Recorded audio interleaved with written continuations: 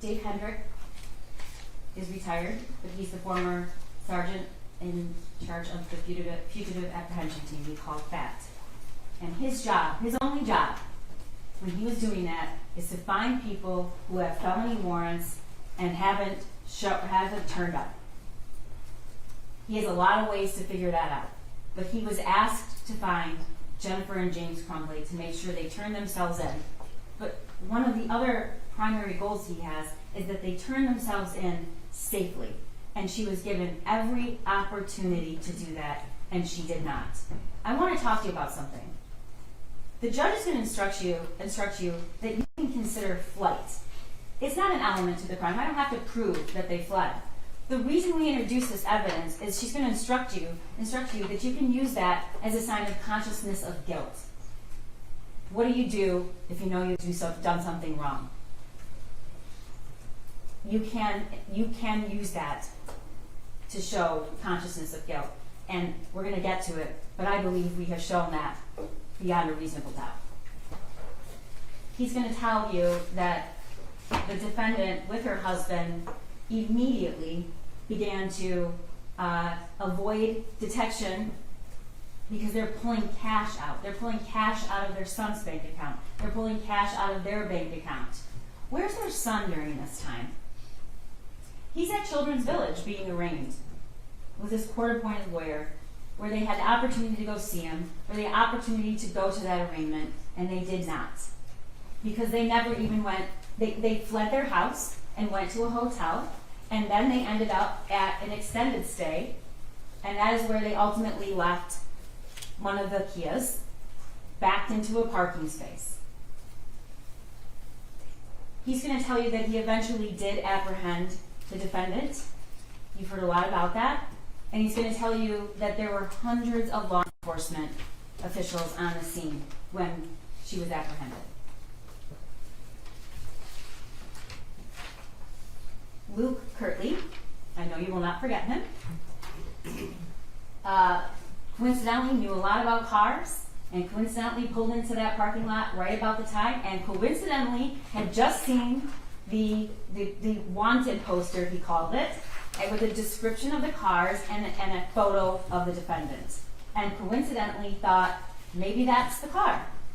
And you watch the video where he goes around and he sees the license plate and he plays it cool and slowly walks into the building and then makes the call to 911. He describes to you how within minutes police officers arrived, and then swarms of law enforcement arrived. SWAT, the marshals, ATF, the Sheriff's Department, Detroit PD, all sorts of law enforcement show up immediately. He also testified that the unit where Jennifer Crumbley was actually found was very close to his, and it faced the parking lot, and the whole wall was windows, and it was on the first floor.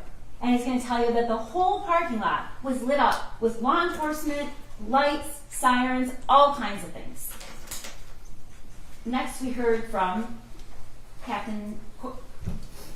Corporal David Shaw, and he testified that once he got there, they took a 35-pound ram to breach the door, which was right outside the unit where the defendant was found.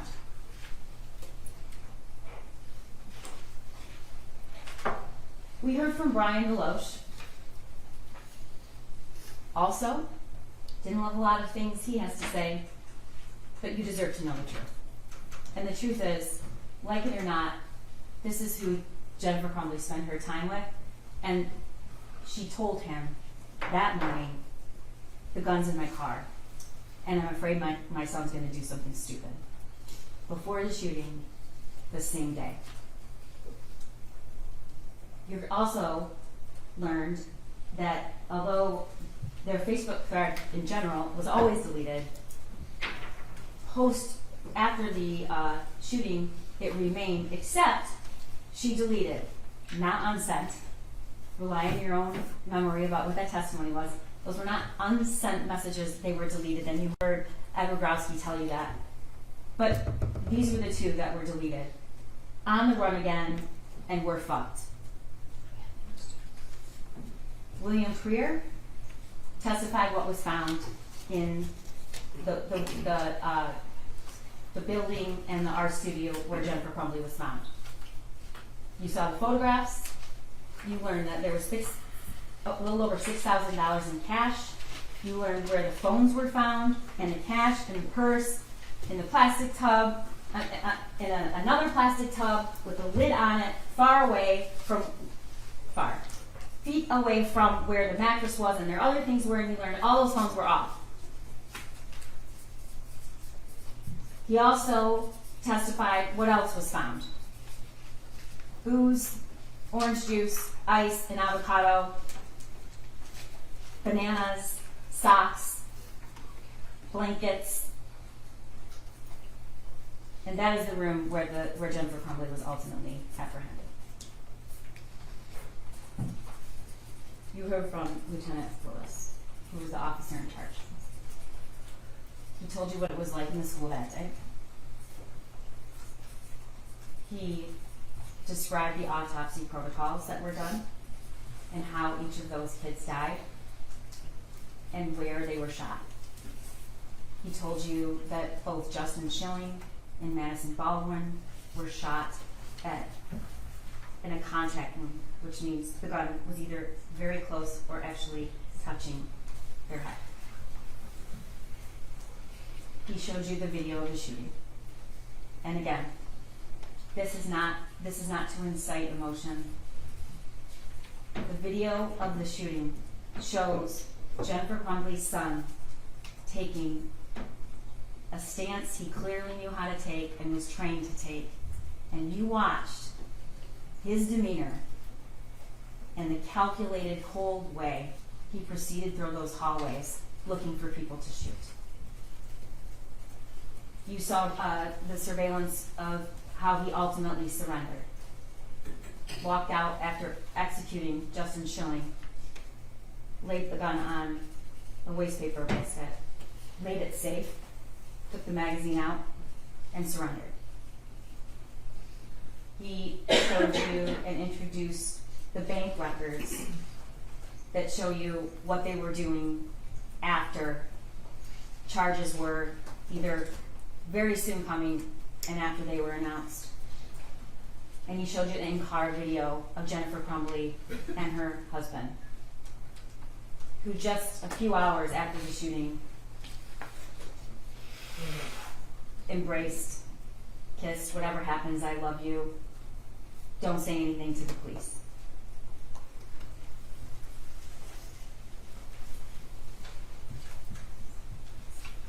One of the elements we have to prove is what a person using ordinary care would have known about whether or not there was a situation that they needed to exercise ordinary care. So the defendant's knowledge about her son matters.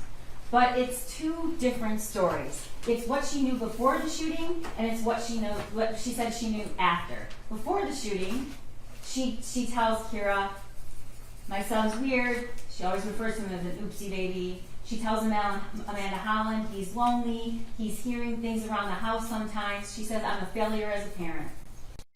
The message to her son's friend's mother, he's kind of depressed in April. She texts that. And then the messages from her son. The messages in March about he's seeing things. Things are flying off the table. Now she wants to tell you that was just a joke, but I think you really need to consider whether a 15-year-old boy is going to text, could you at least answer me or reply to my text, as a joke. And we know there were no replies. There were missed calls. He called her. There were no replies. And she told us why. He was just messing around. But after the shooting, in the in-car, we hear her say, he's never been in trouble. He's never done anything. He's never done anything wrong. He's a good kid. Also in the in-car, I never even thought like he would have any mental issues. Like he never exerted any type of anger. He's never exerted anything. He's just like one of those mellow, laid-back kids. In the substation, he's never done anything. He's never done anything bad. After the shooting to Brian Lowe, she's never done anything wrong.